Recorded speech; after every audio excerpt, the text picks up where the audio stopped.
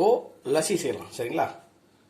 அதுக்கு புளிப்பு இல்லாத கட்டி தயிர் சரிங்களா, ஒரு 200 ml எடுத்துக்கோங்க. புளிப்பு இருக்கக்கூடாது. நீங்கள் சப்போஸ் வீட்டில் பிறகு ஊற்றுறீங்கன்னா நைட்டு பிறகு ஊற்றிட்டு காலையில் செய்யணும். அது அப்போ அந்த பதம் கரெக்டாக இருக்கும். புளிப்பு இருக்கக்கூடாது, அப்போ நல்லாயிருக்கும் லஸ்ஸி. புளிப்பு இல்லாத தயிர் ஒரு 200 ml போட்டுக்கிட்டேன். சர்க்கரை ஒரு 4 டீஸ்பூன் போடணும்.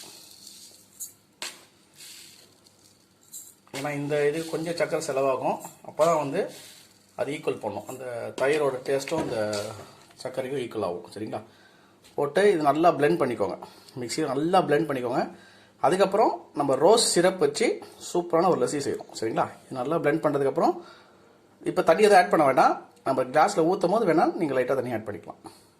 இப்போ ஃப்ரெண்ட்ஸ் நல்லா பிளெண்ட் பண்ணிட்டேன் சரிங்களா. அந்த சர்க்கரை அந்த தயிர் சூப்பராக மிக்ஸ் ஆகிடுச்சு. இப்போ நம்ம வேறு கிளாஸில் ட்ரான்ஸ்ஃபர் பண்ணிட்டு ரோஸ் சிரப் ஆட் பண்ணிடலாம். இன்னொரு கிளாஸ் எடுத்துக்கோங்க. அதில் ரோஸ் சிரப் இப்படி சைடில் ஊற்றிக்கோங்க.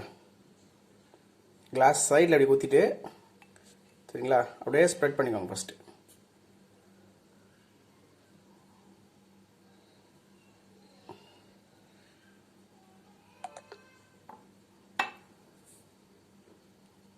இப்போ நல்லா ஸ்ப்ரெட் பண்ணிவிட்டு அதுக்கப்புறம் நம்ம வச்சிருந்த லஸ்ஸியை அதில் அப்படியே ஊற்றிடலாம்.